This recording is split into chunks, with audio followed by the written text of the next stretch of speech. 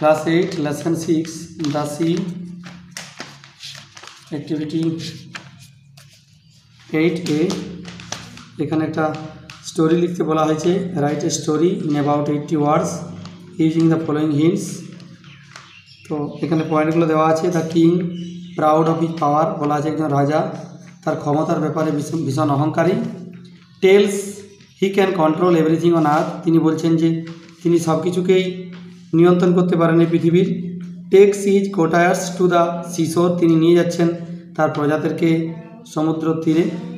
Orders the waves to move back, তিনি আদেশ করছেন সেই ঢেউগুলোকে পিছনে চলে যেতে। তারপর দেখো the waves last at the feet of the king, আর ঢেউগুলো দেখো আছড়ে পড়ছে রাজার পায়ে। The king moves back in fear, রাজা ভয়ে পিছিয়ে যাচ্ছে।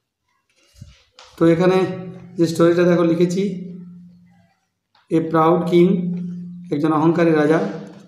পয়েন্ট করলে হচ্ছে তারপর উপরে দেখো লিখবে once there was a king, একদা একসময় একজন রাজা ছিলেন।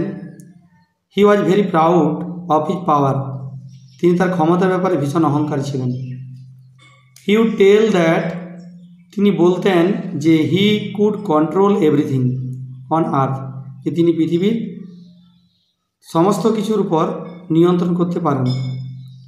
হি অলওয়েজ বোস্টেড ইট, তিনি সর্বদা এটা অহংকার করে বলতেন টু দ্য কোটায়ার্স, তার প্রজাদের কাছে। One day he wanted to show his পাওয়ার, একদিন তিনি তার সেই ক্ষমতা প্রদর্শন করতে চেয়েছিলেন টু দেম, তাদের কাছে। So he took them to the সিশোর, তাই তিনি তাদেরকে নিয়ে গিয়েছিলেন একটা সমুদ্র তীরে। দেয়ার হি অর্ডার দ্য ওয়েভস, সেখানে তিনি আদেশ করেছিলেন সেই ঢেউগুলোকে টু মুভ ব্যাক, পিছনে ফিরে যেতে। But he was very foolish, কিন্তু তিনি ছিলেন ভীষণ বোকা। হি ডিড নট নো, তিনি জানতেন না দ্য রুল অফ নেচার, প্রকৃতির নিয়ম। Instead of obeying the king's order, রাজার সে আদেশ পালন করার পরিবর্তে the waves last at the feet of the king, আছড়ে পড়েছিল সে রাজার পায়ের কাছে। দ্য কিং বিকেম স্কেয়ার্ড, রাজা ভীত হয়েছিলেন।